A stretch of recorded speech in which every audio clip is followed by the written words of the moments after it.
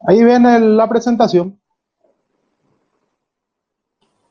Sí, doctor, Sí, se ve doctor. la presentación. Se Sí, ve doctor, bien, vemos. Sí, se ve doctor. bien, porque a la tarde puse completo y parece que en la pantalla de muchos no entraba la aplicación. Porque mi pantalla es demasiado grande, parece, pero ahí le sale bien. Sí, doctor, vemos bien. Bueno, magnífico. Bueno, vamos entonces a la lección 2 que habla de los antecedentes históricos del derecho marítimo. Bueno, en esta lección 2 lo que vamos a estudiar un poco es la evolución histórica del derecho marítimo y ver un poco cómo en el transcurso del tiempo ha ido evolucionando eh, un poco normativamente, así como también tecnológicamente, lo que es la navegación por agua.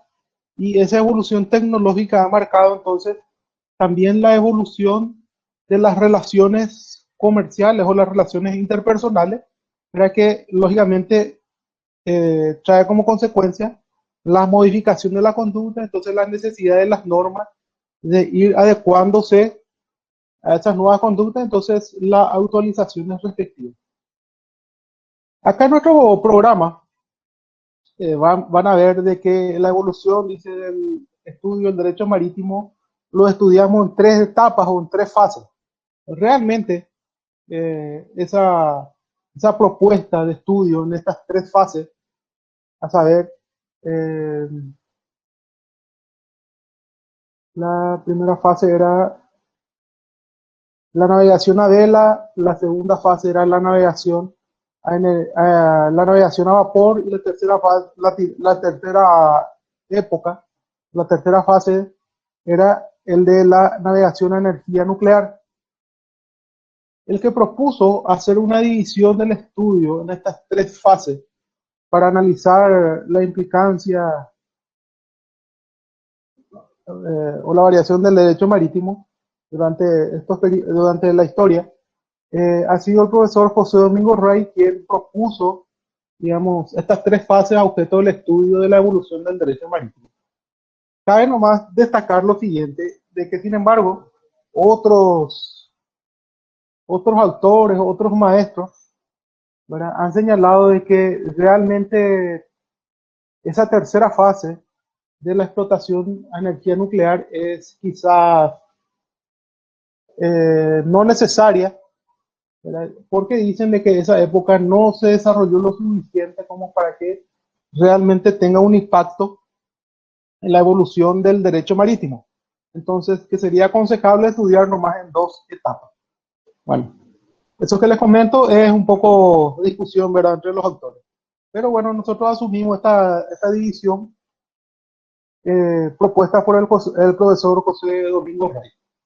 Bueno, entonces vamos a ver esta primera época. Esta primera época, digamos, por un lado vamos a enmarcar las características de cómo se desarrollaba la navegación. O sea, cuál era el elemento que utilizaba el hombre para navegar.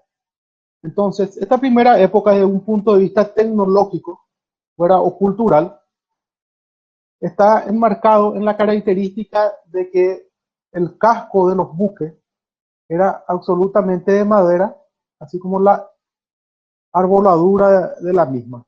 El casco es la estructura del buque, y la arboladura son vamos a decir, los mástiles que se utilizan para ubicar ahí las velas. Bueno, en esa primera época, ¿verdad?, la característica técnica era justamente de que todos los buques eran de madera, ¿verdad?, absolutamente. Incluso dentro de este largo periodo, y decimos largo periodo porque este periodo abarca desde el momento de que el hombre primitivo descubrió de que subiéndose a un tronco, él podía traspasar un espacio acuático, ¿verdad? Y después seguramente se habrá percatado de que podía unir dos o tres troncos, entonces construir una balsa, de que no solamente él podía transportarse, sino que también podía transportar algunas mercaderías que le facilitaban entonces movilizar de un punto a otro. Bueno, en ese mismo momento nació la navegación por agua. ya estamos hablando, ¿verdad?, de algo muy primitivo y prácticamente estamos hablando desde, no el año cero, sino desde el comienzo de la humanidad, ¿verdad? Entonces, a partir de ese momento el hombre comenzó a utilizar, digamos, la madera como un elemento para construir elementos que navegaban en espacios acuáticos, ¿verdad? Y en ese largo periodo de tiempo que abarca, desde el hombre primitivo hasta el comienzo de la segunda época, que es la navegación a vapor, que se da en los años 1800, tenemos prácticamente que el 90% de la historia de la humanidad transcurre en esta primera época. Miles de años antes de Cristo, hasta 1800, hoy estamos en el año 2000, entonces prácticamente más del 90% de la historia del hombre más o menos transcurrió, o sea, esta primera época. Bueno, en esta primera época el hombre, utilizando esos elementos, la madera, construyó buques. En un primer momento, incluso los buques eran encastrados, o sea, las maderas eran encastradas, ¿verdad? Porque el hombre ni siquiera conocía la tecnología para hacer la mezcla de metales y de las aleaciones y hacer clavos, por ejemplo.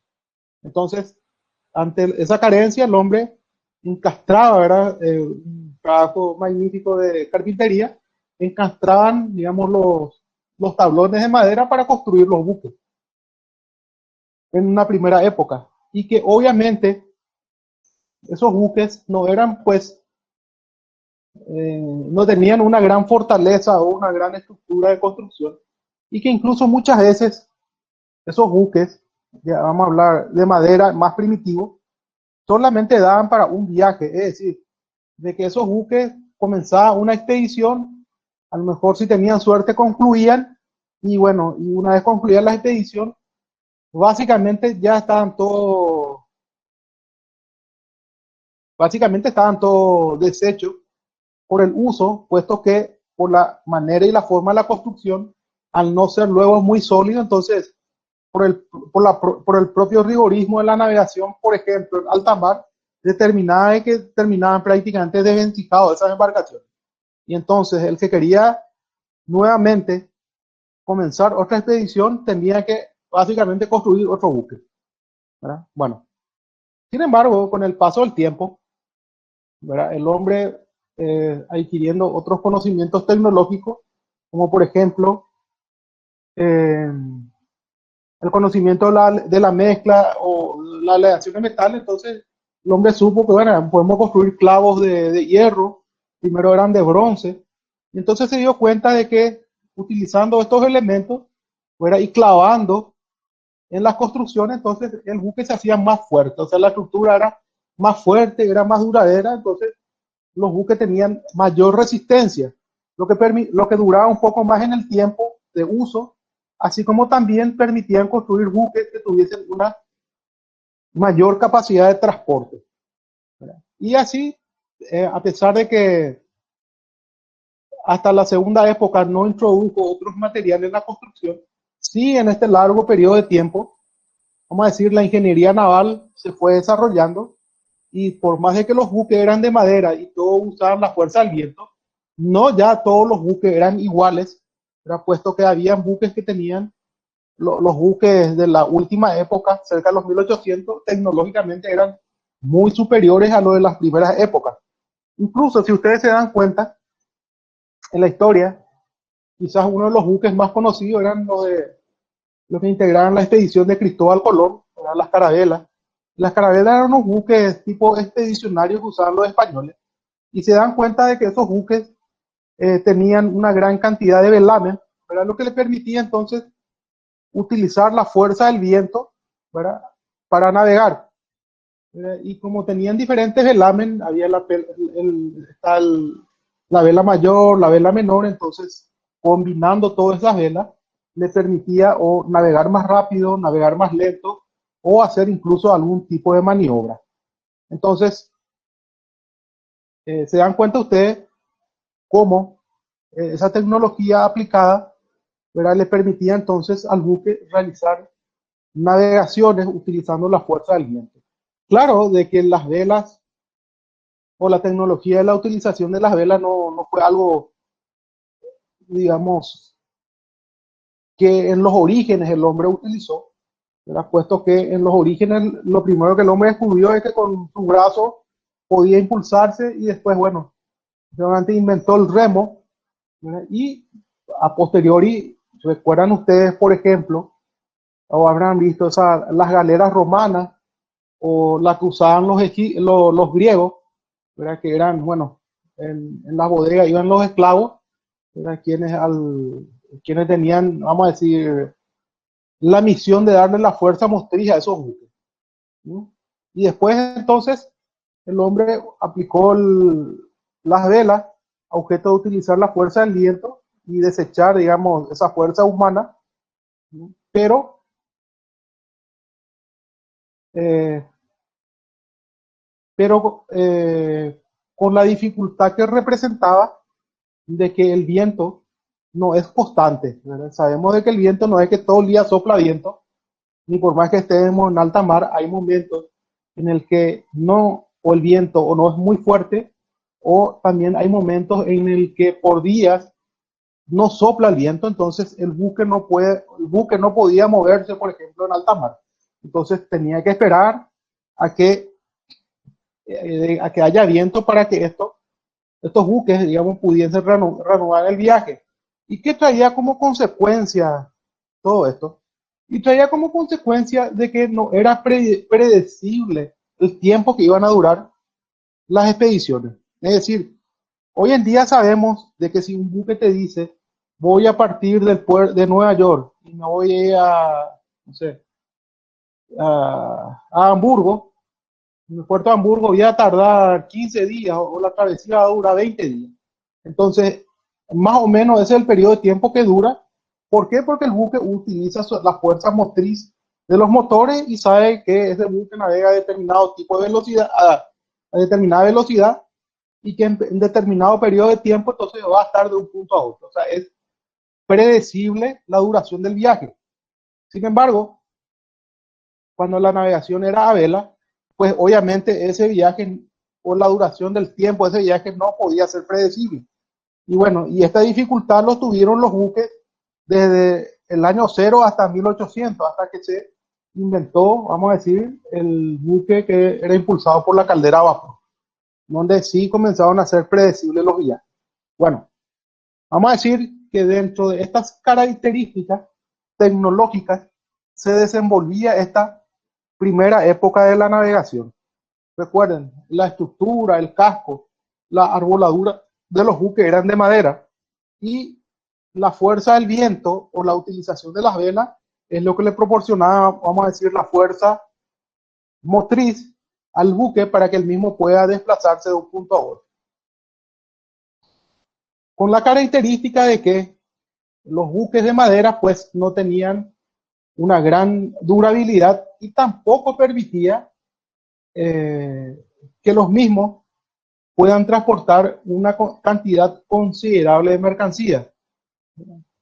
Y por otro lado, la limitación de la fuerza del viento, al ser una situación de la naturaleza, entonces no era predecible cuánto tiempo iba a durar una expedición.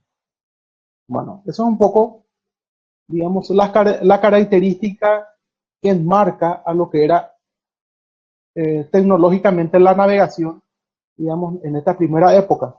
Desde el punto de vista de cómo se desarrollaba en sí el negocio de la navegación o la explotación comercial, bueno, en una primera época hablamos de que, bueno, el que, o el que se iba a dedicar al transporte por agua, pues básicamente y muchas veces él mismo construía su embarcación. Después de construir su embarcación, él mismo comandaba esa expedición, o sea, él mismo era el capitán, ¿verdad? Y a sus manos tenía la tripulación que requería para mover el buque, así como también él mismo era dueño de la carga que transportaba, o sea, que en una sola persona se reunía todas las, digamos, se reunía la personalidad del propietario, del, del capitán, así como también del dueño de la carga. ¿Verdad? Es decir, que era una actividad prácticamente personal. En todo este periodo de la navegación a vela, digamos, en realidad poco cambió esta modalidad de explotación naval, puesto que si bien en épocas posteriores eh, surgieron pequeñas empresas de navegación, obviamente nunca llegó a la característica que tienen las empresas de navegación que hoy conocemos, las grandes empresas armadoras, sino que prácticamente era una explotación hasta casi artesanal, ¿verdad? Y quizás el armador que tuviese más buques tenían 2 o 3 buques, ¿verdad? Además, recuérdense que en esta primera época solamente existían buques de transporte, o sea, buques de carga. Las personas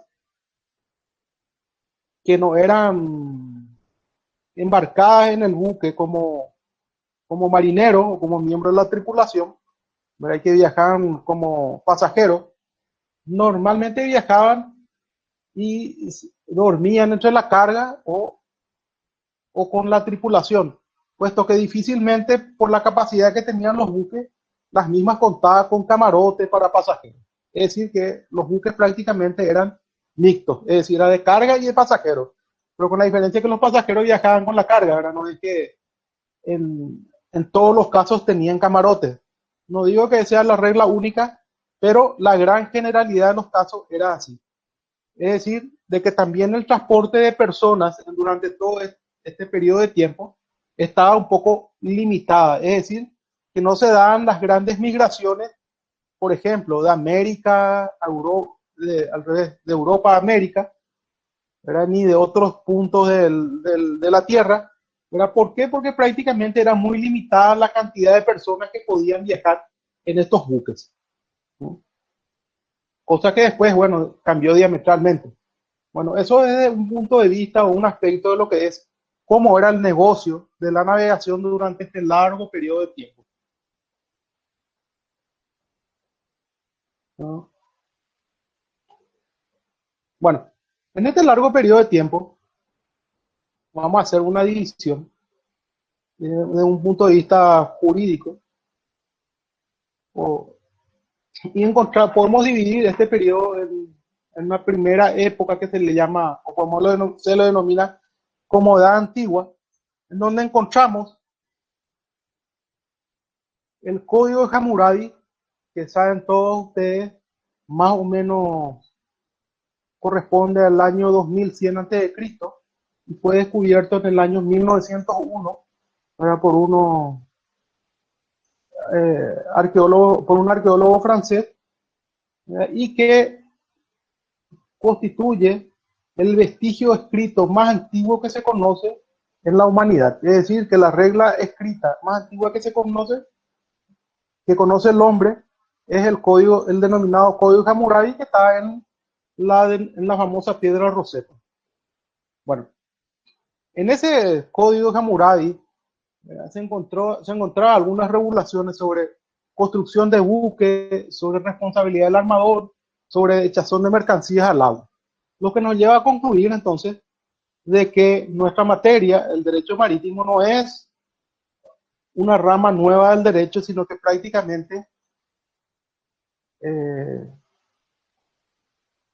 prácticamente nace, digamos, con la civilización misma del hombre, ¿verdad? Entonces, ya encontramos reglas sobre regulaciones de navegación en este Código de Hammurabi, que ya saben ustedes, es que es la regla más escrita más antigua que se conoce de la humanidad. También tenemos las disposiciones de la ley de la isla de Rodas. Esta isla de Rodas que dice que corresponde más o menos al año 475 a.C. Si ustedes recuerdan, eh, cuáles eran las 7 maravillas del mundo antiguo. ¿Se recuerdan que una de las maravillas era el coloso de la isla de Rodas? Y el coloso de la isla de Rodas, ¿qué es lo que era?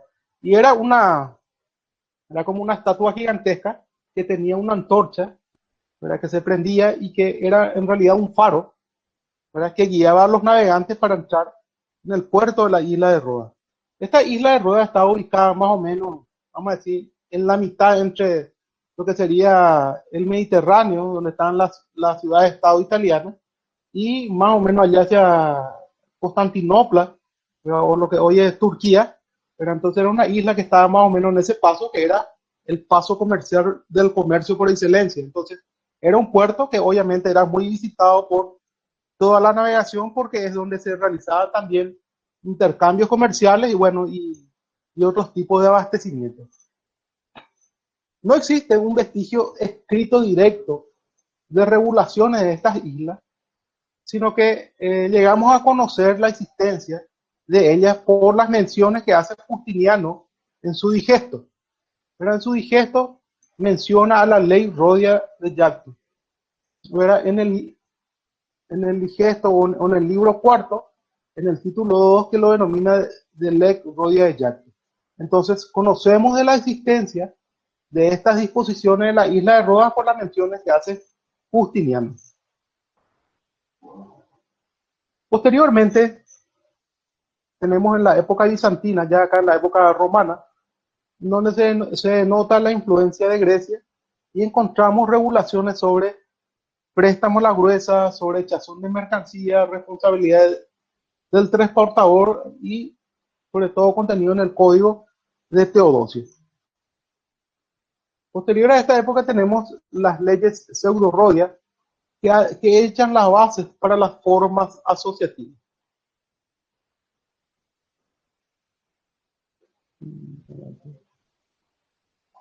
Bueno, ya superada esta época antigua, que culmina con estas leyes romanas pseudo-rodias, entramos entonces en la Edad Media y ahí encontramos las recopilaciones de los usos y costumbres. Primeramente tenemos la comanda, la colonia y la società mari. ¿Se recuerdan de que cuando hablábamos de la ley pseudo-rodia decíamos de que echaron las bases para las formas asociativas? Bueno, y estas formas asociativas nos encontramos como la comanda, la colonia y la società mari. ¿Y en qué consistía estas formas asociativas? Consistía en lo siguiente. ¿Se recuerdan que hace un rato estábamos hablando y decíamos que la característica que tenían las primeras épocas del ejercicio de la actividad comercial de la navegación era que el hombre o una persona que quería dedicarse a la explotación, muchas veces él mismo construía su barco, después él era el capitán, después también él era dueño de las mercancías que transportaba, es decir, que una sola persona se reunía la calidad de propietario, de armador y de comandante de la expedición. Ya en esta época, bueno, encontramos de que debido a la siguiente situación, de que por disposición del Papa se había declarado que la usura era un pecado capital, vamos a decir, y por tanto era como un delito. Y hasta ese momento la usura era la forma financiera usual que se utilizaba para financiar las actividades comerciales, en este caso las explotaciones marítimas. O sea, vos tomás un crédito que se conocía usura y bueno, y después de hacer tu expedición te iba y le pagabas al usurero. Pero como surgió esa disposición del Papa, y bueno, como casi gran parte del mundo conocido o el mundo occidental era católico, entonces era digamos, básicamente un delito dedicarse a la usura.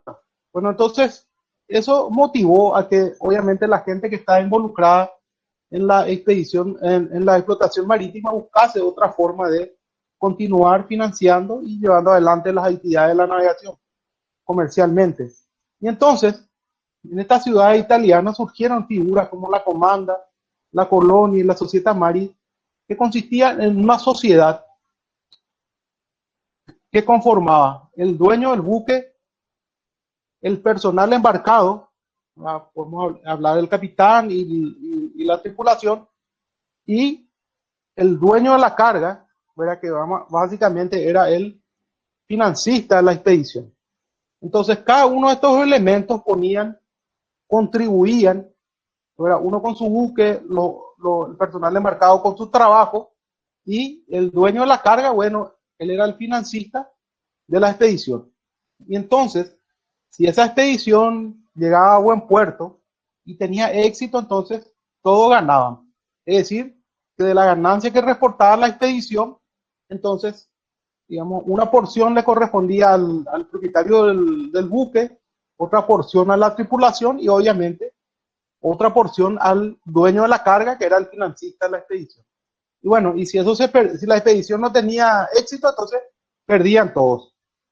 Bueno, entonces esa es la forma asociativa, ¿verdad? Que era la forma asociativa de la explotación, dentro de las cuales encontramos algunas figuras como la comanda, la colonia y la sociedad.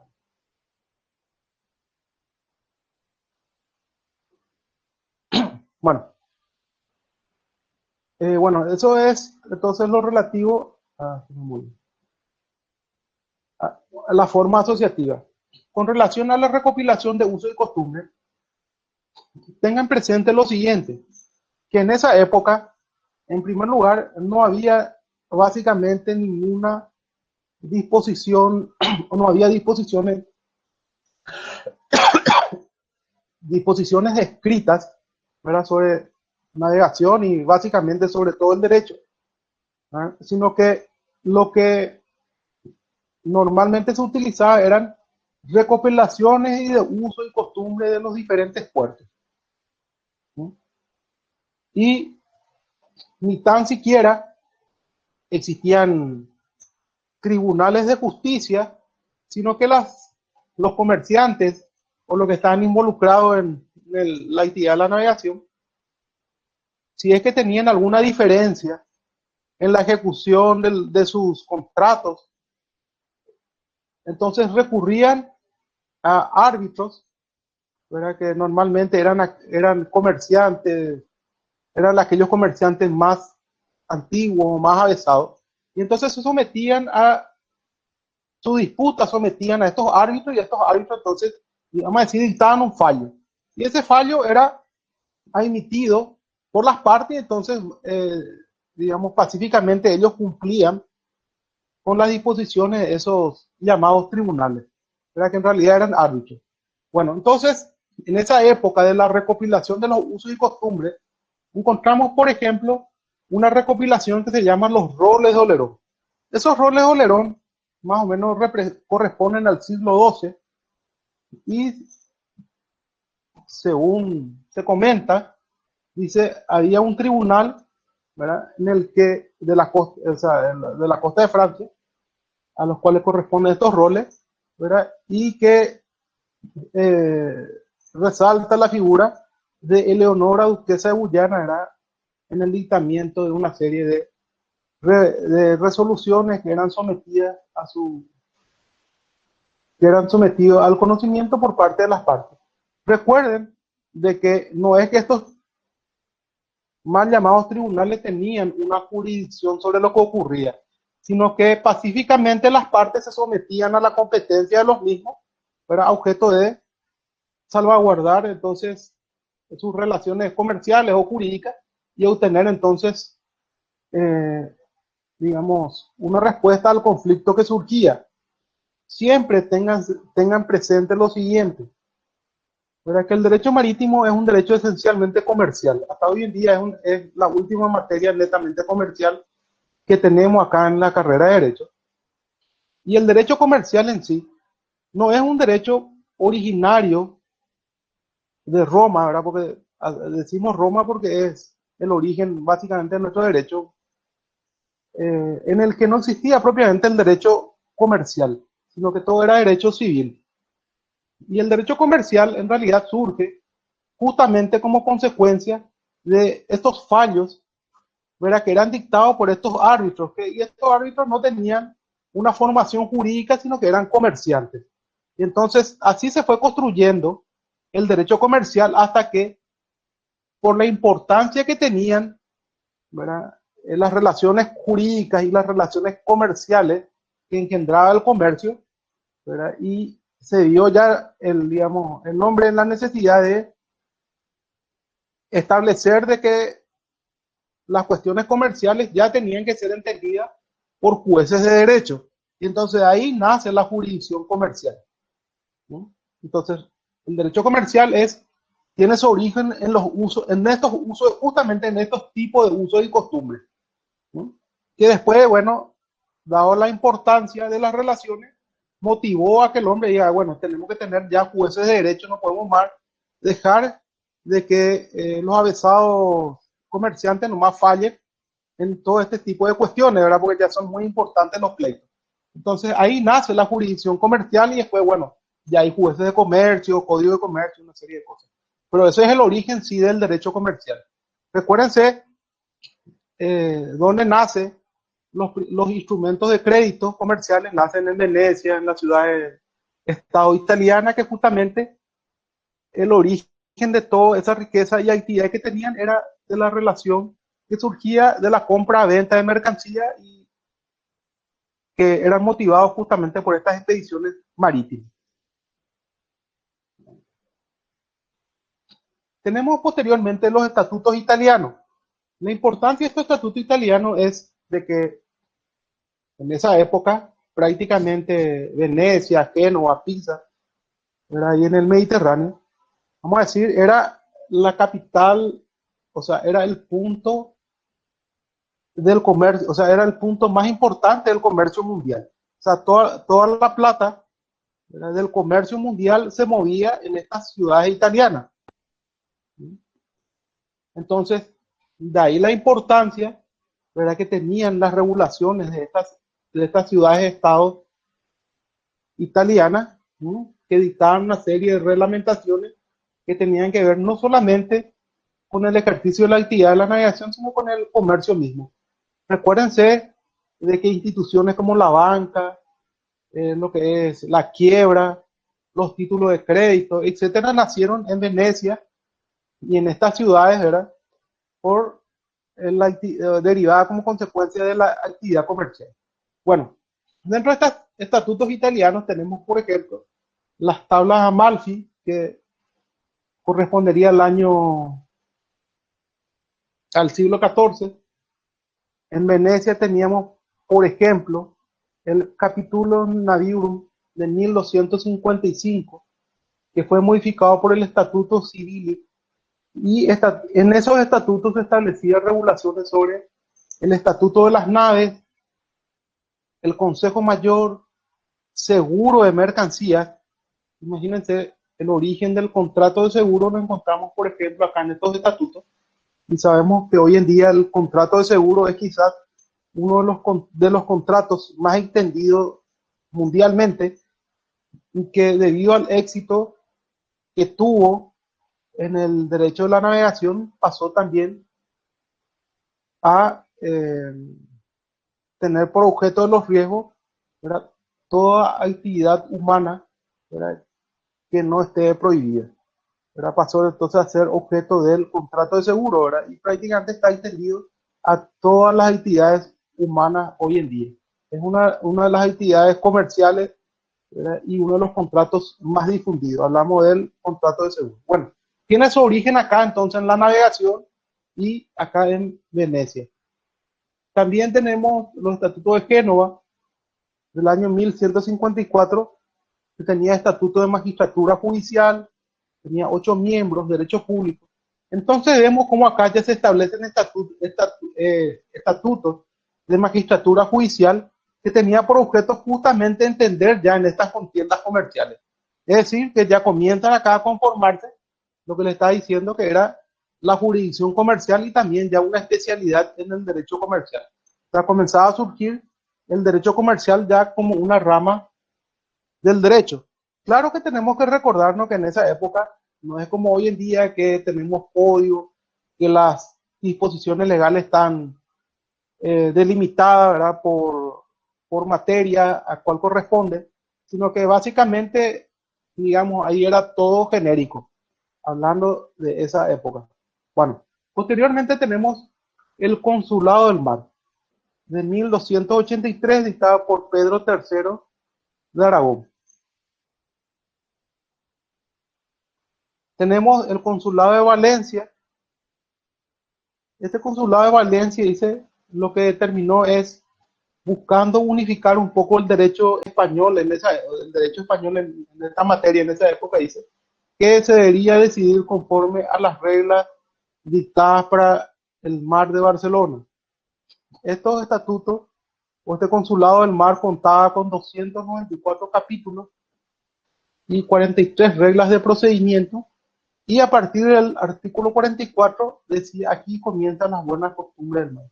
Es decir, que del artículo 1 o la regla 1 a la 43 eran reglas de procedimiento, y a partir del artículo 44 comenzaban entonces regulaciones sobre actividades que involucran a la navegación por mar. Tenemos el guión de la Mer, que son recopilaciones de los puertos mediterráneos del siglo XIV. También tenemos las leyes de Whitby o marítima de Gondam, que más o menos representa corresponde al año 1407. Gondam es una isla que está ahí más o menos hacia Suecia o en esa zona, y que así como hayamos visto esos roles de Olerón, que la gente se iba y se sometía a la competencia de ese tribunal porque lo consideraban muy justo, entonces también acá en esta isla de Gondam había vamos a decir, un tribunal similar en el que también los comerciantes que activaban en esa zona, o sea, los escandinavos, se sometían entonces a estas disposiciones de esta isla de Gondam, que corresponde entonces a actividades de comerciantes escandinavos. Tenemos la codificación, o sea, el comienzo de la codificación moderna, que es la ordenanza de 1681. Esta ordenanza de 1681 fue dispuesta por Luis XIV. Y Luis XIV, vamos a decir, lo ordenó a Colbert, que era su ministro de Relaciones, o creo que era ministro del Interior, de que haga una recopilación de todos los usos y costumbres de los diferentes puertos de Francia a objeto de unificar el derecho, puesto que hasta ese momento, dentro de un mismo territorio, hablamos en este caso de Luis XIV del Reino de Francia, ¿verdad? Cada puerto del reinado tenía un estatuto. Entonces, muchas veces una situación se regulaba y se resolvía conforme a lo que dice el Estatuto de Marsella. Después, otra vez, en otra ocasión, otra situación tenía que resolverse conforme al Estatuto de otro puerto, que a lo mejor tenía disposiciones contrarias, por ejemplo, al de Marsella. Y entonces, a fin de evitar esas disparidades, es que Luis XIV dispuso de que se rejunte todas las disposiciones vigentes hasta ese momento y obviamente se unifique en un solo corpus. Y entonces ahí surgió estas ordenanzas de 1681, que en realidad muchos juristas señalan de que estas ordenanzas de 1681 es la primera codificación moderna del derecho, puesto que en un solo corpus se reunió todo lo que tenía que ver con la explotación marítima. Bueno, y esta obra consta de 4 libros. El primer libro era de los oficiales del almirantazgo y su jurisdicción. Entonces, estos oficiales del almirantazgo y su jurisdicción, básicamente lo que creaba era una jurisdicción, eran jueces y una jurisdicción especial que solamente juzgaba todo lo relativo a la explotación marítima. Es decir, que eran tribunales especiales solamente para juzgar todo lo relativo a la navegación por agua. En el libro segundo, unas regulaciones sobre las gentes de mar y navíos del mar. O sea, vamos a decir vamos a decir que son regulaciones administrativas que involucran al personal embarcado y también a quienes explotaban comercialmente un buque. En el tercer libro sí era un libro dedicado a los contratos marítimos o netamente a lo que sería la parte, vamos a decir, jurídica en sí de la explotación marítima. Y en el libro cuarto hablaba de la policía, de los puertos, de rada, costa y ribera del mar. ¿No? Un poco lo que era el poder de policía y el poder de control. Recuérdense de que Luis XIV fue un soberano que tuvo la visión de organizar modernamente Francia. Y es así de que esta Francia, Luis XIV, fue prácticamente el primer estado organizado modernamente. Luis XIV también, vamos a decir, es el padre del derecho administrativo, ¿verdad? En el sentido de que organizó administrativamente el reino de Francia, estableció las oficinas públicas, estableció los municipios, es decir, que con él básicamente comenzó lo que es la burocracia administrativa. Pero por eso muchos lo señalan como el padre del derecho administrativo, por esa organización, ¿verdad?, que introdujo a Francia, que lo convirtió, bueno, digamos, en el primer país organizado administrativo, o el primer estado organizado administrativamente de un punto de vista moderno. Bueno, ya posteriormente tenemos la Revolución Francesa. ¿Cómo influyó la Revolución Francesa en la evolución del derecho marítimo?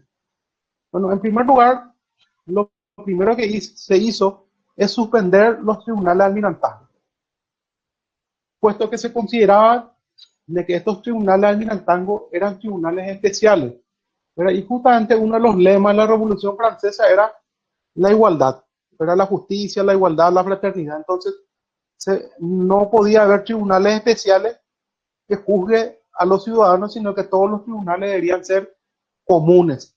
Entonces, por esa razón, lo primero que se hizo es eliminar o derogar ese libro primero de las ordenanzas de 1681, pero quedaban vigentes el resto de los libros.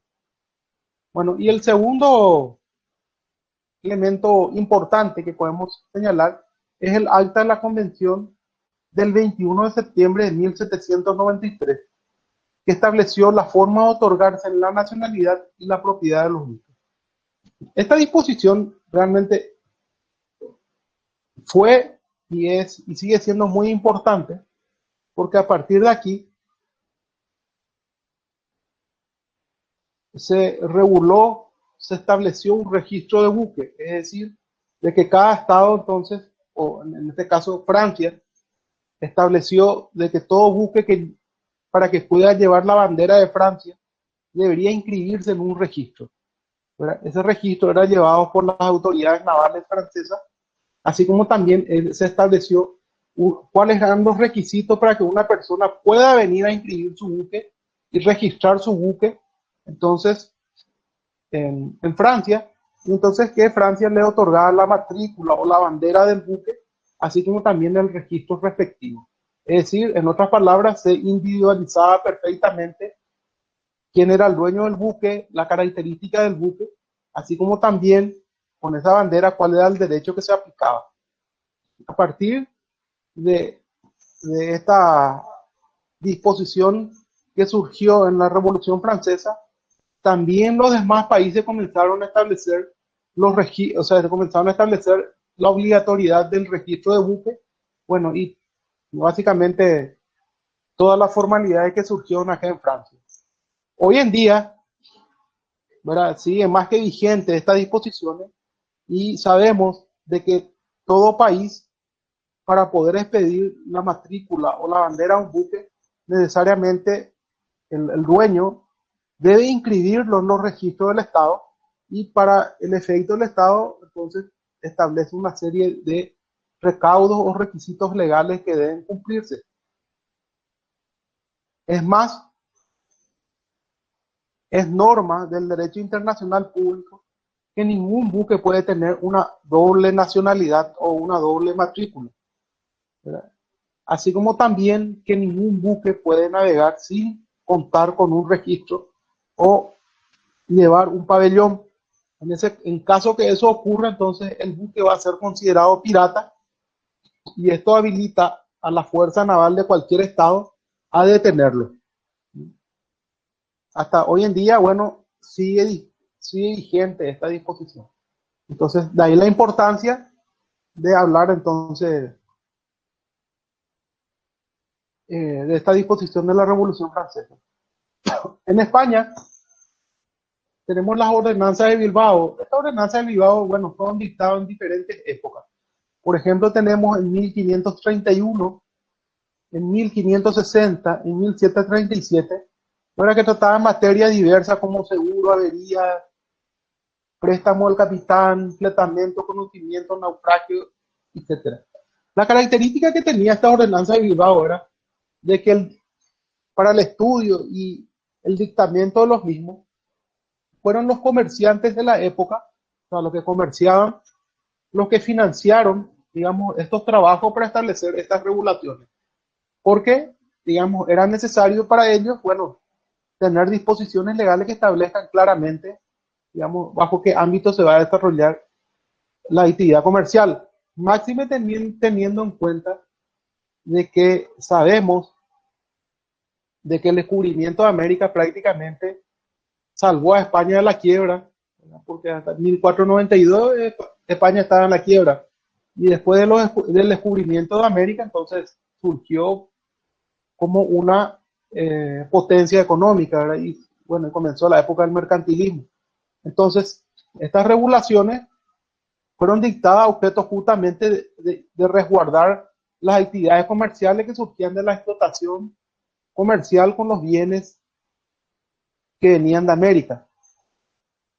También de un punto de vista histórico, pero recuérdense que todas estas disposiciones legales fueron en algún momento parte del derecho indiano paraguayo, ¿verdad? Puesto que se aplicaba también a las colonias, e incluso muchos de estos estuvieron vigentes en una época del Paraguay independiente, puesto que cuando ocurrió la independencia patria, en 1811, ¿verdad? Y hasta 1840, recuerdan que en 1840 o 41, bajo el consulado de Carlos Antonio López, se había dictado lo que muchos llaman la primera constitución, ¿verdad?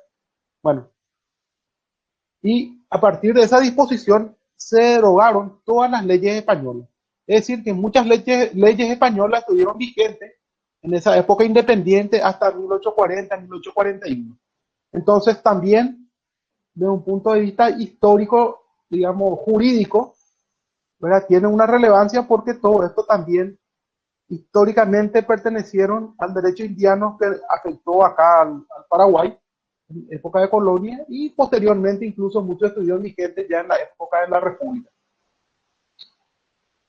Bueno, y finalmente tenemos el Código de Comercio de 1807. Sabemos de que el Código Civil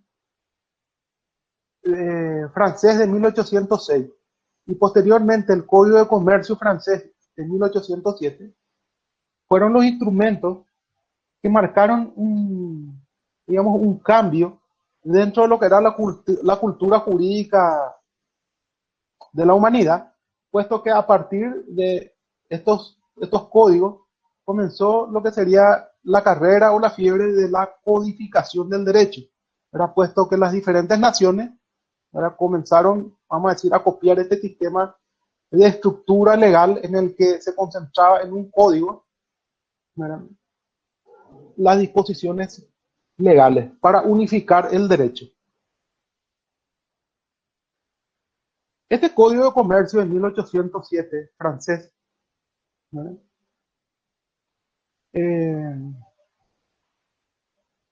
tomó estas ordenanzas de 1681. ¿Se recuerdan que estamos hablando de la ordenanza de 1681 que Luis XIV le ordenó a Colbert que recolecte todo el derecho francés y que unifique en un solo cuerpo legislativo, y que tuvo 4 libros? Y que después en la Revolución Francesa se derogó el primer libro porque consideraba de que, esos tribunales de almirantazgo eran tribunales especiales, y que se derogó. ¿Se recuerdan hasta ahí, verdad? Bueno. Y cuando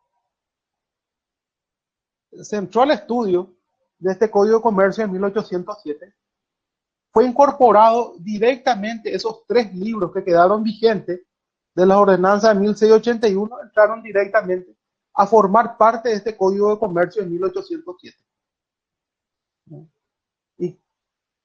Y que incluso se cuenta de que cuando hubo el debate parlamentario y se iba a tratar, bueno, este punto, creo que se levantó seguramente algún legislador y dijo, bueno, ya no hace falta discutir las ordenanzas de 1681 porque todos conocemos. Entonces, es todo el debate que hubo para incorporar estas ordenanzas en el Código de Comercio francés de 1807. Es decir, por la importancia y, bueno, obviamente, por lo bien que funcionaba estas disposiciones legales, fueron entonces asumidas en el Código de Comercio. Pero nosotros tiene, bueno, una relevancia muy importante, puesto que este Código de Comercio de 1807, pues obviamente fue asumido acá en Latinoamérica, era sobre todo en el Código de Comercio argentino, que posteriormente nosotros adoptamos el Código de Comercio argentino, y que incluso ese libro tercero de ese viejo Código de Comercio sigue vigente hasta la fecha para nuestro sistema jurídico positivo paraguayo, ¿verdad? Y el origen de mucho de lo que nosotros tenemos regulado en ese en ese libro tercero del Código de Comercio deriva directamente de estas ordenanzas de 1681. Entonces, de ahí la importancia de este Código de Comercio que prácticamente, vamos a decir, marcó el comienzo de una época moderna ya de la codificación no solo del derecho comercial, sino, podemos decir, del derecho marítimo. Bueno, aquí podemos decir que termina esta primera época que abarca como le había dicho, un gran periodo de tiempo, que es prácticamente desde que el hombre es consciente, ¿verdad? Hasta 1800, ¿verdad? En el que, bueno, la tecnología del hombre, la construcción de buques ha, lógicamente, evolucionado en ese largo periodo de tiempo, así como también vemos de que el derecho, digamos, a lo mejor no en gran medida, pero sí ha tenido una evolución también en este periodo de tiempo. La segunda época, denominada la navegación a vapor, está enmarcada por la característica siguiente, la característica tecnológica siguiente, de que el hombre aplica el acero o el hierro o el acero naval después en la construcción de buques, es decir, que la estructura, el casco, la proa, la quilla de los buques comenzaron a construirse con estos materiales. Estos materiales, a pesar de ser más pesados que la madera, sí permite una mejor flotabilidad, así como también los buques son mucho más seguros, son mucho más fuertes, obviamente tienen mayor vida útil, ¿verdad? Que los buques de madera, así como también permitía de que estos buques tengan, dado la característica de estos materiales, la posibilidad de hacer buques más grandes, con los que la capacidad de transporte de los mismos era mayor, ¿verdad? Entonces, eso desde el punto de vista, entonces, de la aplicación del metal en la construcción de la estructura de los buques. Y obviamente, en segundo término, el elemento trascendental es, digamos, la utilización de la máquina o de la caldera a vapor como elemento de propulsión del buque. Tenemos que los primeros ensayos los realizó Fulton en 1805, ¿no? Y este ensayo lo realizaron en el río Hudson en 1807. Entonces ahí comenzó, vamos a decir, la navegación a vapor, y el buque Royal William, que fue construido en los astilleros de Quebec, fue el primero en realizar una travesía del Atlántico. O sea, un buque totalmente impulsado a vapor. Bueno, ¿qué características le otorgaba este buque, este motor o la caldera de vapor al buque y en primer lugar, bueno, obvio, le proporcionaba la fuerza motriz suficiente para poder navegar y no depender de la fuerza del viento. Es decir, de que el hombre ya podía precisar cuánto tiempo iba a durar o qué tiempo le iba a llevar realizar un viaje determinado, teniendo en cuenta la velocidad que podía desplegar el buque y la distancia que debería recorrer. Entonces, él a ciencia cierta ya podía saber cuánto tiempo le iba a durar iba a durar un viaje, iba a durar un viaje, puesto que ya no dependía de lo aleatorio que era depender de la fuerza del viento, ¿verdad? Que no siempre el viento no siempre era constante, entonces no se podría determinar a ciencia cierta cuánto duraría un viaje. En cambio, ya con la aplicación de la caldera a vapor, entonces eso permitía que sí se podía saber a ciencia cierta cuánto tiempo iba a durar un viaje. Bueno, ¿y qué trajo como consecuencia todos estos elementos que les estoy señalando? Y trajo como consecuencia que en primer término se modificó la forma en la que se realizaba la explotación marítima. Si ustedes recuerdan, en esa primera época decíamos que prácticamente era casi artesanal, era pues en su comienzo el dueño de un buque, el mismo construía el buque, el mismo era el capitán, era el dueño de la carga. Después, bueno, ya vemos esa forma asociativa en la que ya hay un dueño, ya hay el personal embarcado y ya hay también un comerciante, ¿verdad? Que era el dueño de la carga y que financiaba la explotación. Entonces, sin embargo, toda esa época no permitió, por las propias limitaciones técnicas, no permitió de que existan grandes empresas de navegación como conocemos hoy en día. Pero en toda esa primera época de navegación a vapor, pues prácticamente la explotación comercial era casi personal o quien tuviese buques, bueno, no tenía una gran flota y solamente se dedican prácticamente a la actividad del transporte de mercadería. Sin embargo, en esta segunda época, ¿verdad? Dado que la aplicación del metal a la construcción de los buques permitían de que estos buques puedan transportar mayor cantidad de mercadería, tengan mayor capacidad de transporte, digamos, tengan una mayor vida útil y que el motor o la caldera a vapor le permita a ciencia cierta determinar cuánto tiempo iba a durar un viaje. Entonces comenzaron a aparecer las grandes empresas armadoras, las grandes empresas de navegación, quienes ofrecían entonces viajes calendarizados, ¿sí?, de un punto a otro del Atlántico o los diferentes puntos del planeta Tierra, los diferentes puertos. Entonces, con esta oferta de la navegación en lo que se llamó después buques de línea, entonces los comerciantes que querían transportar o que querían enviar o que querían comprar mercancía ya sabían, digamos, de antemano con un calendario qué viaje iba a realizar determinado buque que pertenecía a X empresa armadora. Entonces, para que él pueda programar o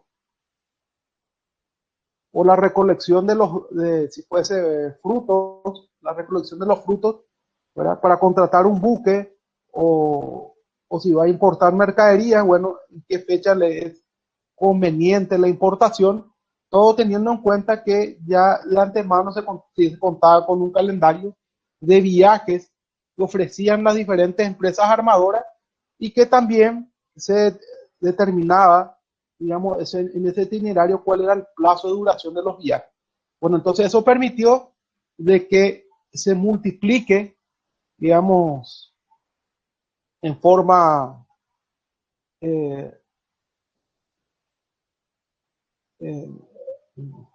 no astronómica, sino en forma exponencial, digamos, los viajes y la oferta de viajes. Y entonces el mar, que prácticamente está limitado a la navegación de unos cuantos buques, de repente se llenó de buques. Pero entonces hubo oferta para moverse de un punto a otro, así como también eso llevó a que el comercio internacional se volvió obviamente mucho más intenso. Es decir, comenzaron los grandes intercambios entre los diferentes puertos y entre los continentes. Eso también, digamos, es coincidente con que a partir de 1800 comenzaron las grandes migraciones de las poblaciones, sobre todo de Europa a América, por ejemplo, ya comenzaron a partir de esta época. Puesto que, a diferencia de la época anterior, en esta época a vapor se comenzó a desarrollar un nuevo negocio que era el transporte de pasajeros.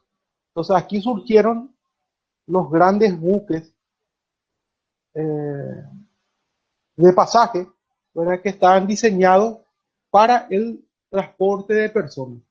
Y bueno, de acá comenzó la guerra, digamos, por la contienda entre las diferentes empresas armadoras en tener los mejores buques de pasajeros, los más lujosos, los más veloces.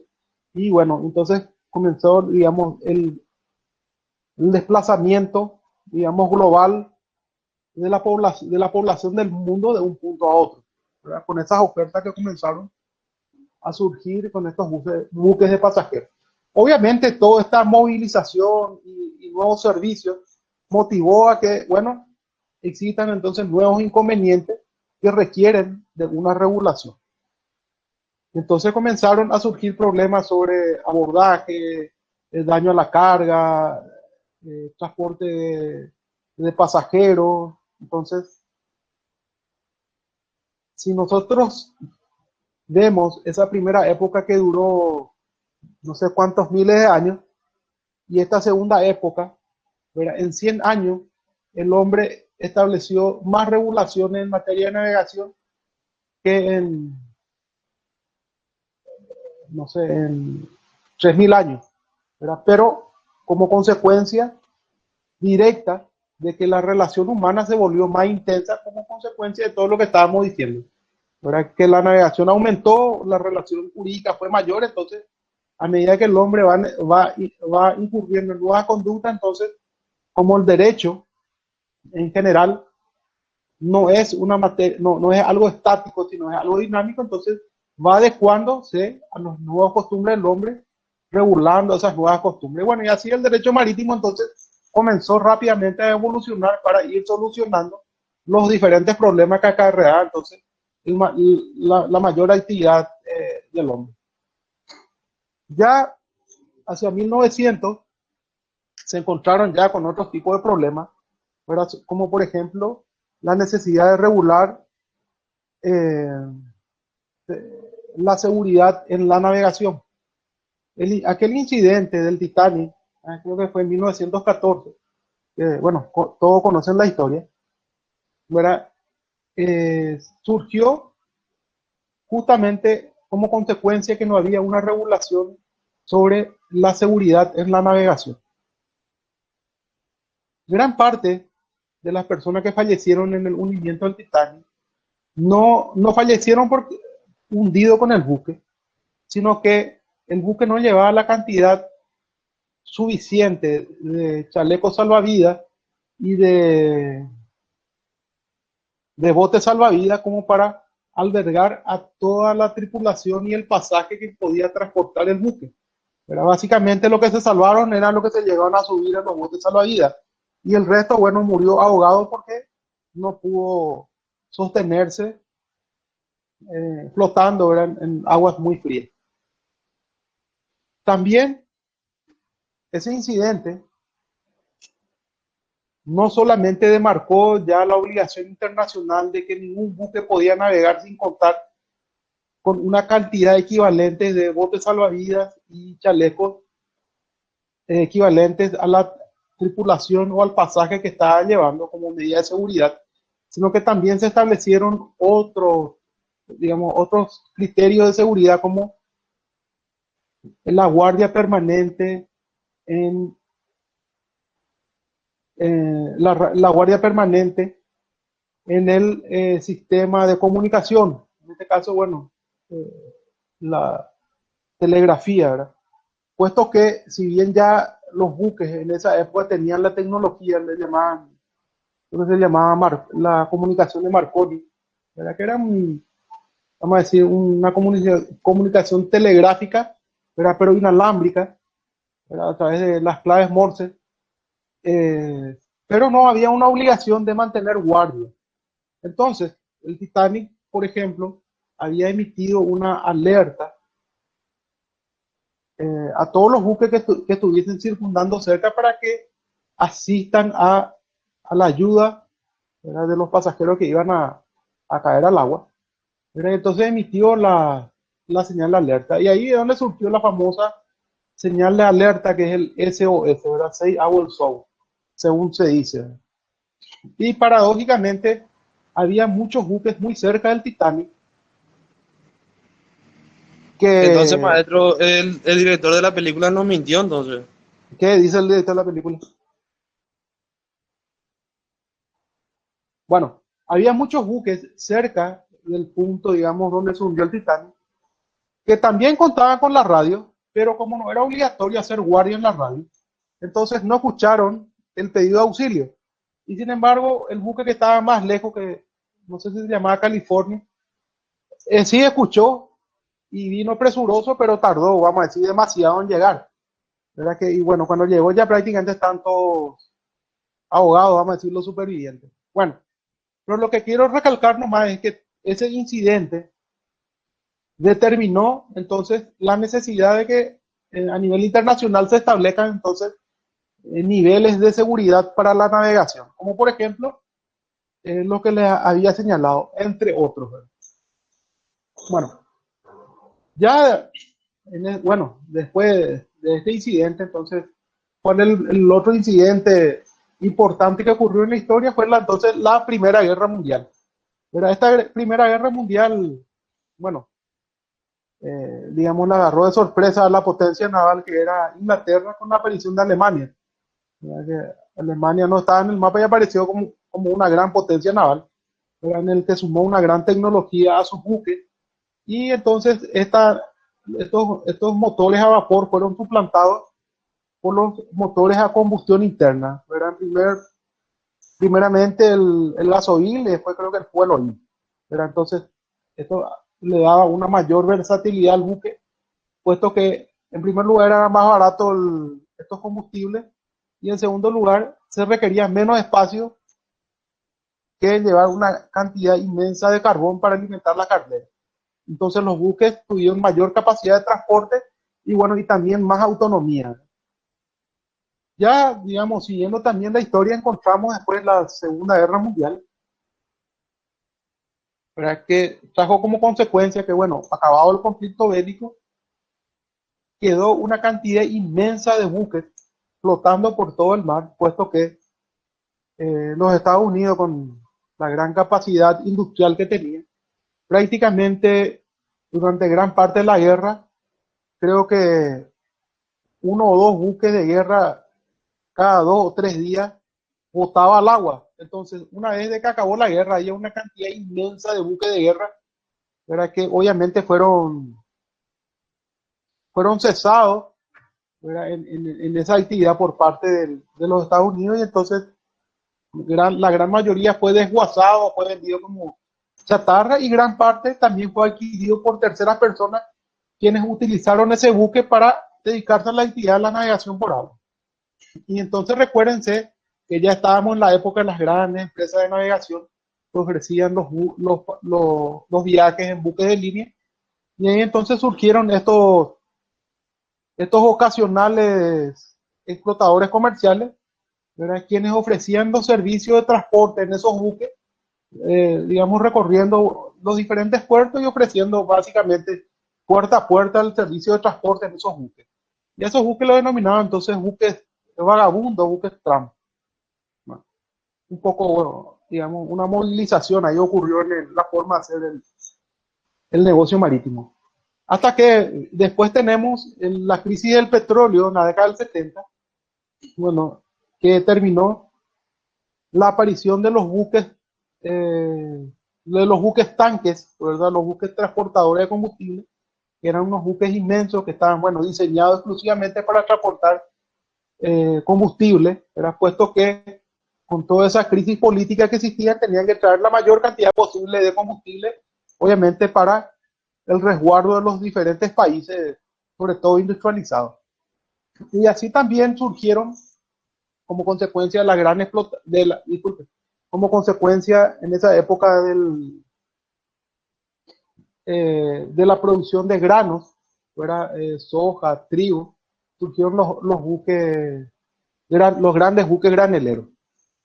Y también en esta década del 70 comenzaron a utilizarse los contenedores como elementos o como envase para el transporte de las mercaderías. Y lentamente, esta modalidad de preembarcar las mercaderías en los contenedores, ¿verdad?, a la larga determinó de que la ingeniería naval comience a diseñar buques portacontenedores. Es decir, tradicionalmente, hasta antes de eso, todos los buques que transportaban mercadería ¿dónde llevaban la mercadería? Llevaban sus bodegas. Y el excedente llevaban sobre cubierta. Por eso es que si nosotros vemos esas fotos viejas acá al puerto de Asunción, van a ver que los estibadores están cargando, por ejemplo, los fardos de algodón, están cargando ahí con la grúa, están metiendo en las bodegas los buques. Y si iba a transportar líquidos, estaban todos en toneles o en tambores. ¿Verdad? ¿Por qué? Porque eso se depositaba en las bodegas del buque. Bueno, a partir de que se hizo intensivo el uso del contenedor, prácticamente desaparecieron esos buques tradicionales y surgieron los buques portacontenedores, que son buques que no tienen bodega, sino que tienen una gran planchada y entonces los contenedores son depositados sobre la misma. Y así que si nosotros miramos estos buques portacontenedores modernos actualmente, en realidad parecen edificios flotantes. ¿Por qué? Porque esos contenedores son depositados uno encima de otro, así como si fuese el juego del Tetris. Bueno, son depositados ahí sobre la planchada del buque portacontenedor. Bueno, ¿y por qué? Porque es más práctico preembarcar las mercancías en esos contenedores. Esos contenedores son lacrados y prácticamente ya existen puertos inteligentes en el que un robot es el que procesa, digamos, esos contenedores que llegan al puerto y se encargan de cargar las mercaderías. Es así de que prácticamente en 24 horas pueden cargarse y descargarse buques que estén llevando una cantidad pero inmensa de mercadería en contenedores. Bueno, entonces, todas estas situaciones van modificando lentamente la forma en la que se hace el negocio de la explotación marítima. Bueno, entonces la relación, digamos, de la gente involucrada en la navegación o los que comercian la mercadería que son transportados por los buques, entonces van requiriendo entonces de nuevas disposiciones legales para ir adecuándose a estas nuevas situaciones. Y así comenzaron a surgir normas sobre responsabilidad en el transporte de contenedores, entre otras cosas. Bueno, y prácticamente esta segunda época de navegación a vapor no podemos decir evidentemente que haya terminado, ¿verdad? Sino que se sigue evolucionando. Y bueno, la tercera época que denominaba el profesor Domingo Ray, ¿verdad?, que era la navegación a energía nuclear, estaba enmarcado por la característica de que la fuerza motriz era proporcionada a los buques por la energía nuclear. ¿Qué ventaja representaba la energía nuclear versus la combustión interna o el fuel oil o a turbina a gas? En primer término, es que el combustible nuclear absolutamente no contamina, porque el buque nuclear no emite humos, ¿verdad? O sea, es totalmente limpio la utilización de la energía. Dos, que prácticamente no se requiere ningún espacio de almacenamiento para llevar el combustible nuclear, ¿verdad? Tres, un buque puede navegar digamos, una cantidad muy importante de distancia sin necesidad de reabastecerse de material nuclear. Digamos, todas esas son las ventajas que reportan la utilización de la energía nuclear. Pero evidentemente el gran problema es, a pesar de todas esas ventajas, de que el hombre hoy no tiene la tecnología para que el uso de las mismas sea inocuo. Es decir, de que no sea peligroso usar la energía nuclear, ¿verdad? Puesto que imagínense el desastre ecológico que va a producir si algún buque que tenga reactor nuclear tiene un incidente, ¿verdad? Se va a contaminar todas las aguas, va a haber un, digamos, un caos ambiental tremendo. Bueno, y esta situación es lo que determinó entonces la necesidad de regular el uso y prácticamente quedó limitado el uso de esa energía nuclear, digamos, a buques públicos, como serían los buques de guerra de los estados, y también algunos buques de prospección científica. Y el efecto en 1962 se dictó o se llevó a cabo una convención amparada por el Comité Marítimo Internacional que reglamentó justamente la responsabilidad del Estado, la responsabilidad subsidiaria del Estado por el otorgamiento de la autorización para utilizar buques movidos de energía nuclear. Entonces, eso un poco hasta la fecha ha limitado el uso intensivo de la energía nuclear entonces como combustible. Y de ahí que no se hizo una, digamos, un uso intensivo de este medio para, digamos, dotarle como forma de propulsión a todos los buques de comercio, ¿verdad? Y se citan, bueno, como los primeros buques movidos a energía nuclear, Savannah, que tenía bandera norteamericana. El Savannah también fue el primer buque movido a vapor. El Lenin, que era ruso, y el Otto Hahn, que era un buque, creo que era un buque científico alemán, de bandera alemana. Bueno, entonces, con esto podemos resumir esta lección 2, ¿verdad? Que habla acerca de la evolución histórica la evolución histórica del derecho marítimo. ¿Alguna pregunta que quieran hacer?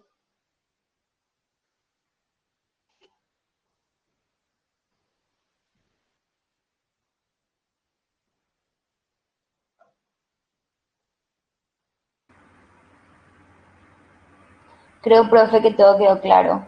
Bueno, magnífico. Un poco, ¿qué hora es? 7:20. ¿Hasta qué hora les había dicho que era nuestra clase? 19:50, doctor. Mira, un poco. Ah, no, hasta 18:50. Bueno, así noche. De 17:50 a 18:50. Ah, no, es cierto. Después tenemos la segunda hora que es hasta, sí, es hasta las 8:10. Perfecto. Exactamente. Sí, correctísimo. Bueno, ¿por qué no descansamos un 10 minutos? Vamos a tomar agua y después ya continuamos otra vez. Ok, profe, genial. Bueno, no, no, no. Denme 5 minutos, voy a tomar agua porque me quedé seco la Dale, garganta y profe, no hay continuamos. problema.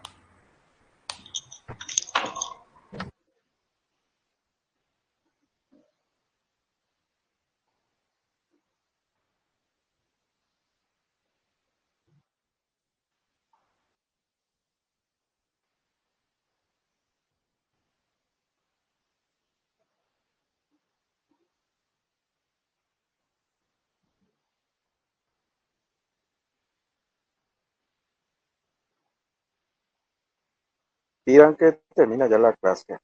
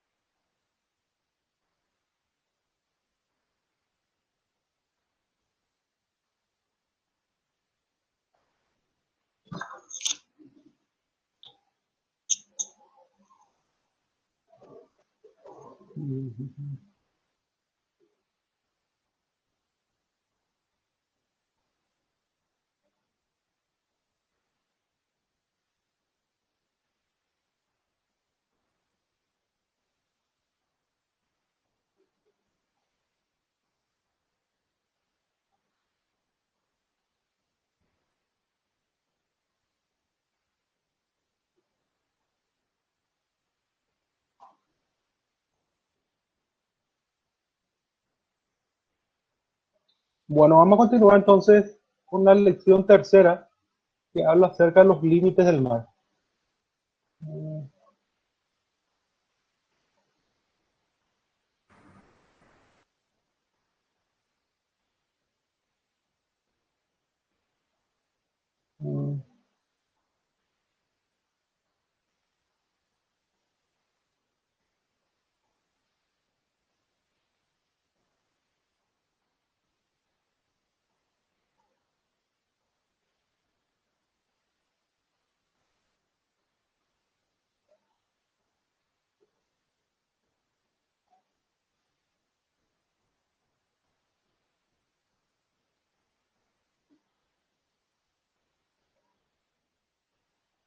Bueno, entonces vamos a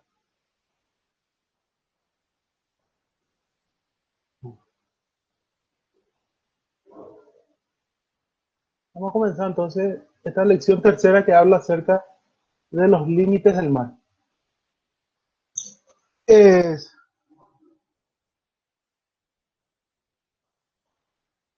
desde época remota, ¿verdad? Entonces, sabemos de que el hombre siempre ha tenido la idea de poder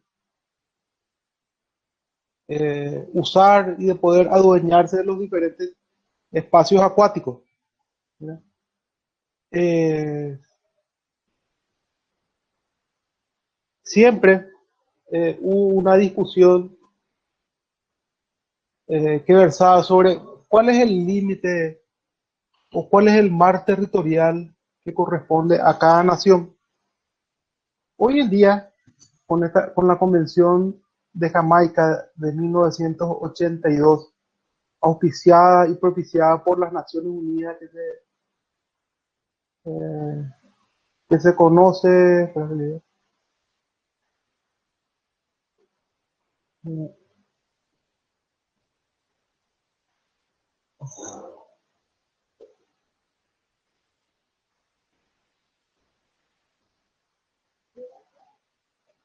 la concertación de las Naciones Unidas sobre el derecho del mar, llegado a cabo en Jamaica, en Montego Bay, en 1982.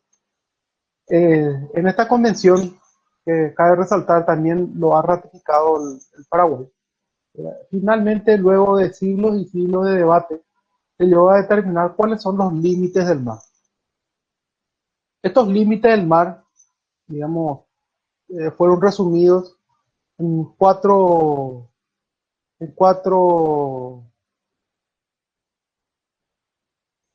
fueron reunidos en cuatro, no es etapa, en cuatro espacios, ¿verdad? El primero es denominado el mar territorial, el segundo es la zona contigua, el tercero es la zona de explotación económica exclusiva y la cuarta fase, la cuarta etapa, o la cuarta división del mar es lo que se conoce entonces como el mar libre. Ese espacio determinado como mar territorial, dice esta convención de 1982,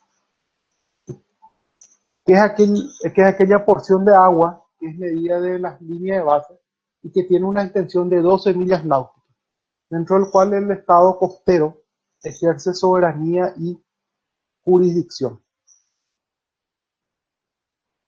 Este concepto, ¿verdad? Que estamos enunciando de mar territorial, en el que claramente se establece que es aquella porción de agua en que el Estado costero ejerce soberanía y jurisdicción, a lo largo de la historia ha sido motivo de diferentes debates e incluso de diferentes tipos de enfrentamientos entre las diferentes naciones, puesto que siempre hubo la idea de que el mar a pesar de que es difícil, era susceptible de apropiación. Pero así, por ejemplo, encontramos que los romanos consideraban de que el mar era, de que todo aquello que alguien podía usar, podía gozar, podía apropiarse, era susceptible de ser objeto de una propiedad, ¿verdad? Y básicamente sabemos de que es imposible apropiarnos del mar por la naturaleza misma de lo que son las aguas. Sin embargo, con el correr de la historia, las diferentes naciones han entrado, en primer lugar, en una serie de conflictos, ¿verdad?, en la creencia de que determinada porción de agua le corresponde, sino que también se han embarcado en diferentes tipos de teorías a fin de explicar cuál sería la extensión de aquella porción de agua que correspondería a lo que se consideraría como un mar patrimonial. Eh, Se han esbozado diferentes teorías para intentar delimitar cuál sería la extensión del mar territorial. Pero hay algunas, por ejemplo, se le conoce como la teoría de la bala del cañón, ¿verdad?, dado por creo que un holandés de apellido Van Kichop, que decía de que la anchura del mar territorial debería ser 3 millas, porque es la distancia que recorre la bala de un cañón. Es decir, de que se consideraba de que un cañón que era disparado desde la costa, supuestamente se podía, digamos, desplazarse hasta 3 millas. Entonces, esa porción de agua de 3 millas era la porción de agua que el Estado podía defender y que obviamente podía ejercer, digamos, una posesión efectiva sobre la misma. Por lo tanto, consideraban de entonces que esas 3 millas era la anchura que debería tener el mar territorial. Otra teoría fue, por ejemplo, que el mar territorial corresponde a lo que un buque o sea, un buque a vela navega durante 2 días. Es decir, de que se consideraba de que mar territorial sería aquella porción de agua que abarcaría la capacidad de desplazamiento que tenía un buque durante 2 días. Entonces ahí se mediría cuál sería entonces el mar territorial. Ahora, por ejemplo, son algunas de las teorías que a lo largo de la historia se habían esbozado para tratar de dar una idea de cuál sería el límite del mar territorial. También, digamos, esta disputa sobre el, ¿verdad?, sobre lo que sería la dimensión del mar territorial, o el concepto de lo que es el mar territorial o el mar patrimonial, como se lo llamaba en esa época, ¿verdad? Encontramos, por ejemplo, una disputa, una célebre disputa jurídica entre Holanda e Inglaterra. En ese entonces, el rey de Inglaterra había contratado a un joven abogado que escribió una obra que se llamaba De Mare Liberum. ¿Quién me puede decir quién escribió De Mare Liberum?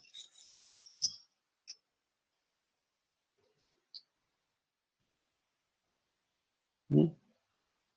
No puede ser que en Derecho Internacional Público no hayan estudiado eso.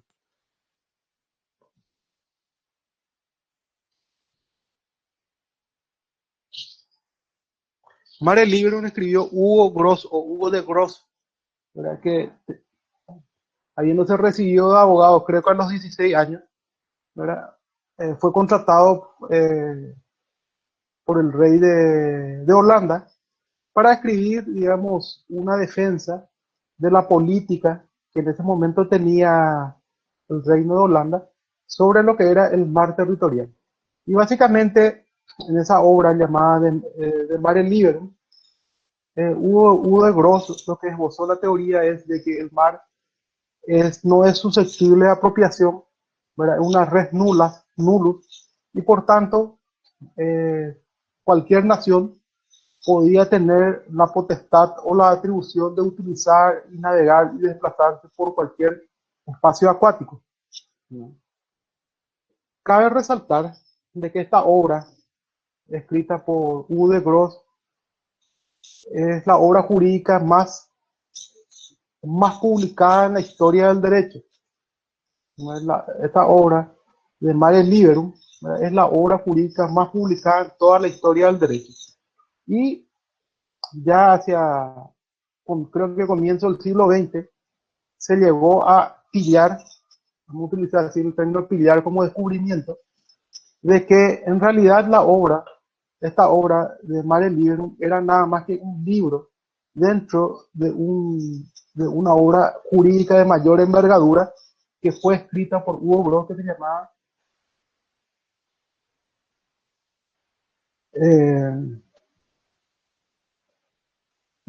se me fue el nombre. Bueno, que era un libro que pertenecía a una obra mayor, bueno, que había escrito de Hugo Gross. Pero esta obra de Mare Liberum es la que, digamos, se hizo muy conocida y que marcó un encarnecido debate con el reino inglés, para contrarrestar esta teoría de la utilización libre de los espacios acuáticos. El reino inglés había contratado a otro jurista que se llamaba John Selden. Y John Selden, bueno, escribió una obra que se llamaba De Mare Clausurum. Y en esta obra de Mare Clausurum, pues obviamente imponía el criterio que tenía en ese entonces Inglaterra de que el mar sí era susceptible de apropiación y que cualquier nación que podía defender el uso de las aguas, entonces podía limitar el uso de las mismas.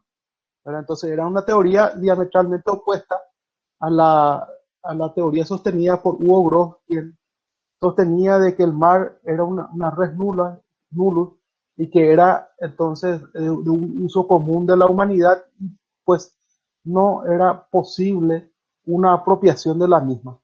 Entonces, estas dos obras marcaron quizás uno de los debates jurídicos más importantes, digamos, de la historia del derecho. Y así como les había señalado, bueno, esta obra de Hugo Gross, de Mare Liberum, es la obra jurídica más publicada en la historia de lo que es el derecho.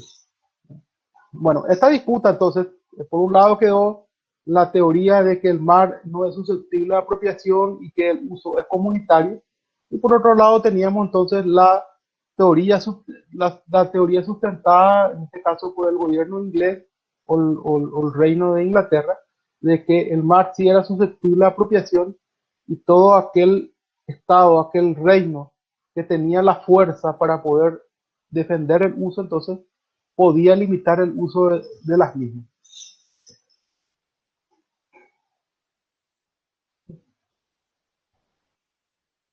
Podía limitar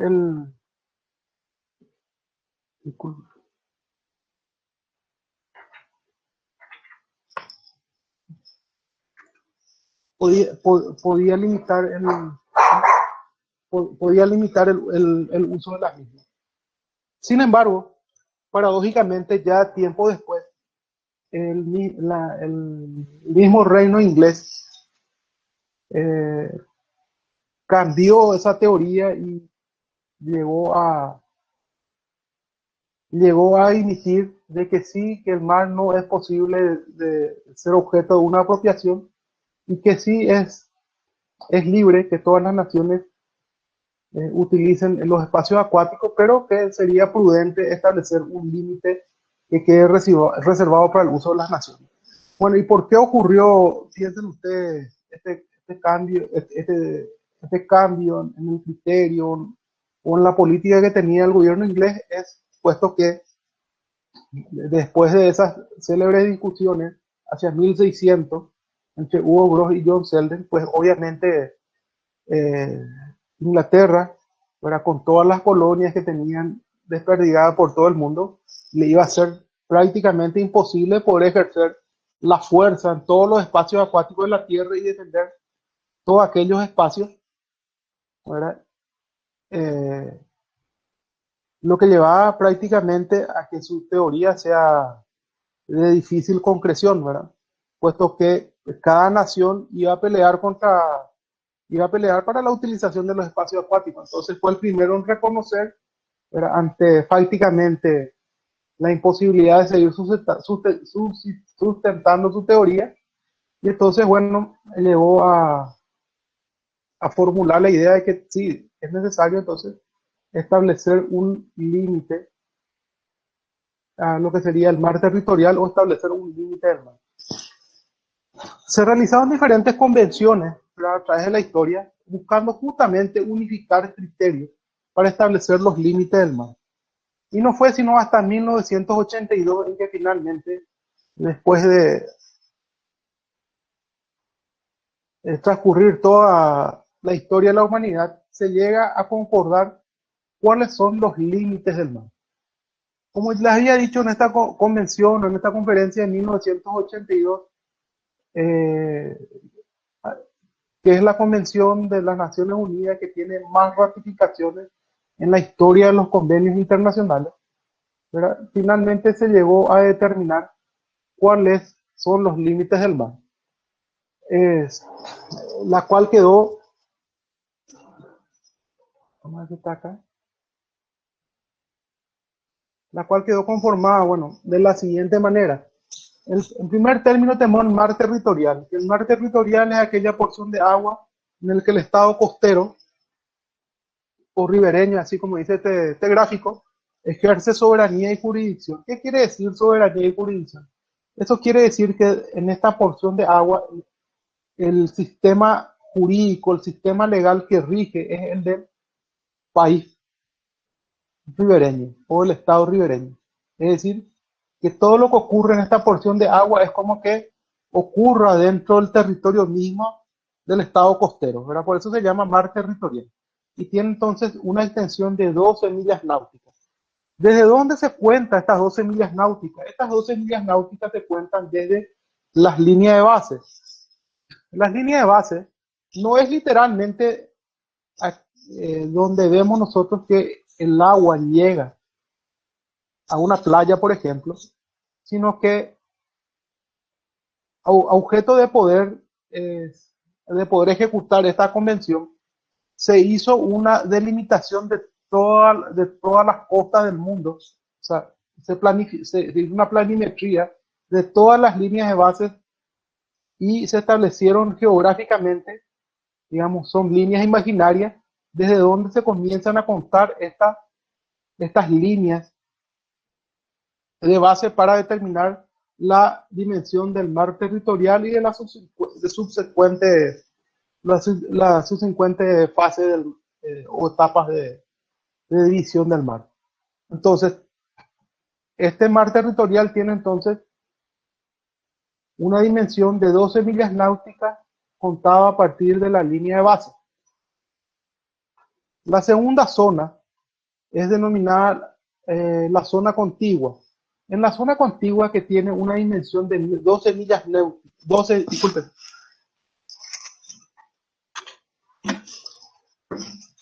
12 millas náuticas, que son computadas desde el fin del mar territorial por 12 millas náuticas más, con lo que entonces se extiende estas millas náuticas hasta las 24 millas contadas desde la línea de base.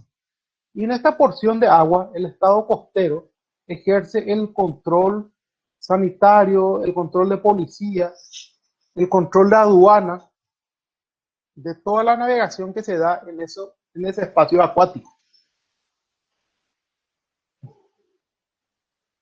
Posterior a esta zona contigua viene la denominada zona de explotación económica exclusiva. Esta zona de explotación económica exclusiva, contada de las líneas de base, llega hasta las 200 millas náuticas. Y en esta porción de agua, el estado costero ejerce la explotación económica exclusiva de toda la riqueza del mar, tanto de la pesca, de la fauna y de la explotación minera del mar. Así como también, obviamente, es el lugar donde se ubican esas esas torres de explotación petroleras, por ejemplo. Bueno, en estas 12 millas náuticas, el Estado costero ejerce la explotación exclusiva de esta porción de agua. Y seguida a la zona de explotación económica exclusiva llega la cuarta zona, que es el mar libre. El mar libre, conceptualmente, es aquella porción de agua en la que ningún Estado ejerce soberanía ni jurisdicción. ¿Se recuerdan de que el mar territorial es aquella porción de agua en la que el Estado costero ejerce soberanía y jurisdicción? Es decir, que las leyes que se aplican son del país costero. En el mar libre, sin embargo, es aquella porción de agua en la que ningún Estado ejerce soberanía o jurisdicción. Es decir, es la aplicación conceptual de la res nullus o de uso común de la humanidad que ya Hugo de Gross había mencionado en esa su famosa obra. Entonces, en esta porción de agua, que es la mayor parte de las aguas del planeta Tierra, ¿verdad? Que es el mar libre, ningún Estado ejerce soberanía ni jurisdicción.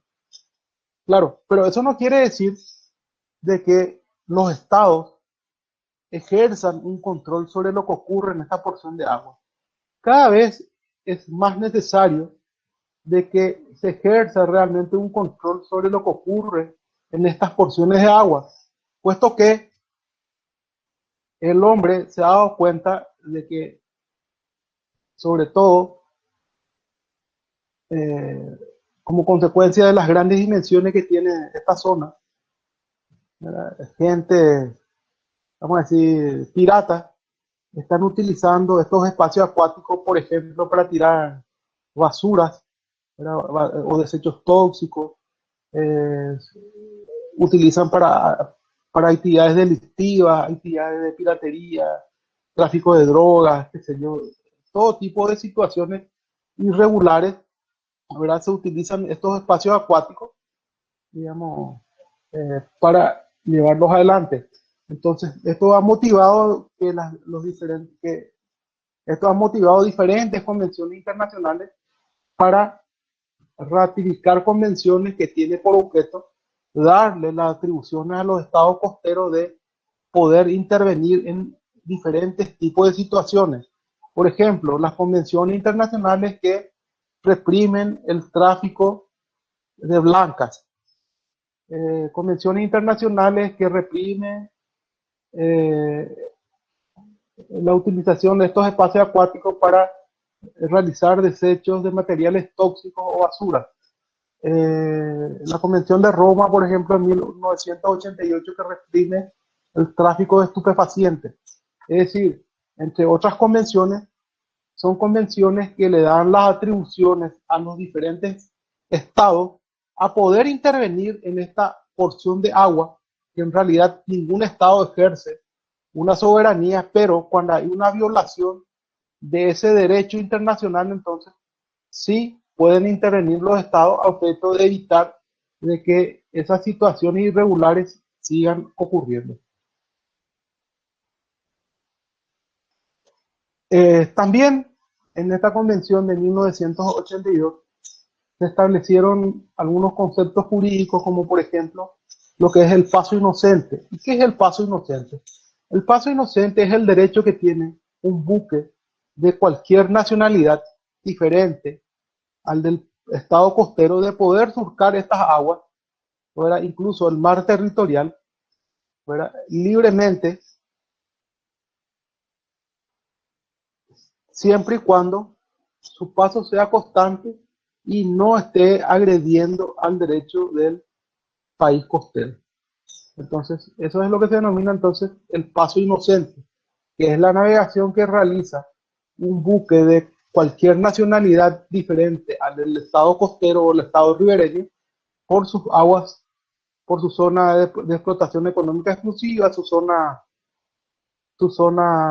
contigua o su mar territorial, siempre y cuando no esté agrediendo, ¿verdad?, al derecho del país costero. Obviamente, por más que uno esté haciendo el tráfico, el paso inocente, desde el momento que entran en las aguas que son controladas por el país ribereño, queda sujeto a sus normativas, queda sujeto entonces al poder de control que tiene eso, que tiene el Estado costero.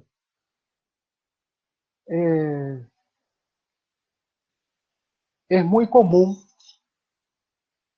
de que buques de algunas nacionalidades, sobre todo orientales, o japoneses, o chinos, o chinas, que son barcos factorías, ingresen en las aguas jurisdiccionales de los diferentes estados a objeto de pescar, ¿verdad? Y obviamente depredar estas porciones acuáticas y estas porque que pertenecen, cuya explotación pertenece al estado ribereño, ¿verdad? Lo que motiva entonces muchas veces una serie de represiones, ¿verdad?, contra las mismas que hacen las fuerzas navales de los estados costeros. Incluso si miramos en YouTube van a ver incluso disparos que realiza la Guardia Costera contra estos buques que en forma pirata están explotando, digamos, en estas zonas de explotación económica exclusiva de los países ribereños. Bueno, con esta convención también se establece o se estableció que países sin costa sobre el mar, como el Paraguay, por ejemplo, acá en América del Sur tenemos Paraguay y Bolivia, en primer lugar puedan navegar libremente por estas porciones acuáticas.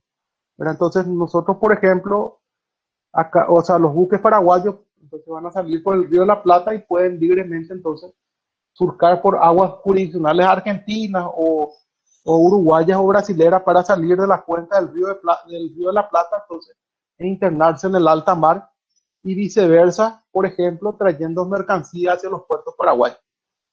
También se estableció en esta convención de que los países sin costa pueden pedir a estos países costeros permiso, ¿verdad?, para hacer una explotación comercial también en estas aguas, en estas 200 millas náuticas, ¿verdad?, que es de explotación económica del estado costero, ¿verdad? Pero también dice la convención de que siempre y cuando haya un excedente de las pescas.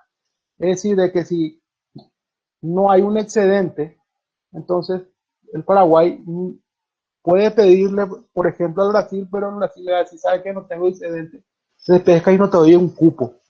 Ahora, sin embargo, si este tiene excedente de pesca, entonces ante una petición del Paraguay le dice, bueno, tengo excedente y te doy un cupo de tantas toneladas o de tanta capacidad de pesca que te doy por este periodo de tiempo. Bueno, entonces ese es un beneficio, vamos a decir, que la convención le otorga a los países que no tienen costa sobre el mar. También se establecen regulaciones sobre la utilización del subsuelo marino para el tendido de cables submarinos, por ejemplo.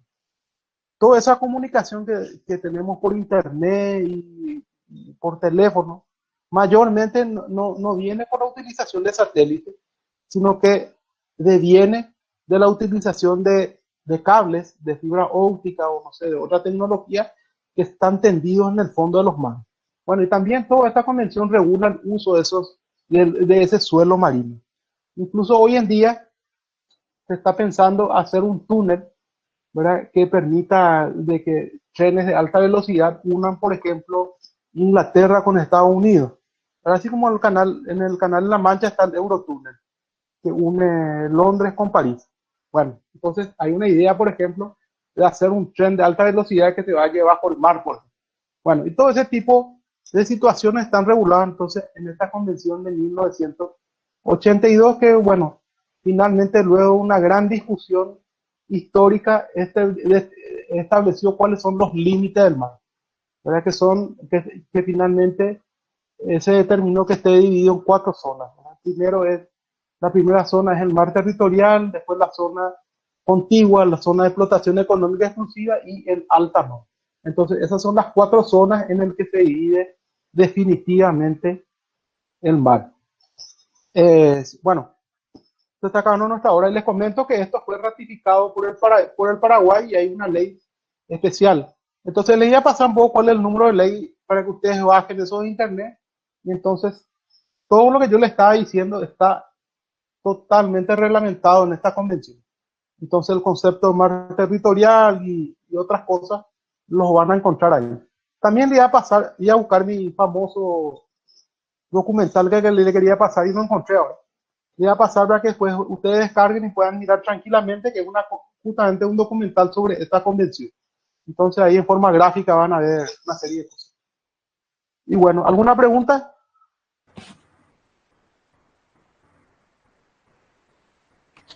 Creo que ya no, profe. No, profe. Dale. Ninguna Por consulta, ahora. doctor. Muchas Dale. gracias. No, Entonces, profe. dale. Mañana entonces a las 6 ahí seguramente van a hablar con el doctor Fernando. Dale, Bastante. doctor, sin problema. Mañana en una hora. Dale, Bueno, quedamos. profe. Gracias. Quedamos. Gracias, Chao, doctor. chao. Gracias, Gracias, profe. Chao. Chao, chao. Hasta luego. Gracias, doctor. Chao, chao.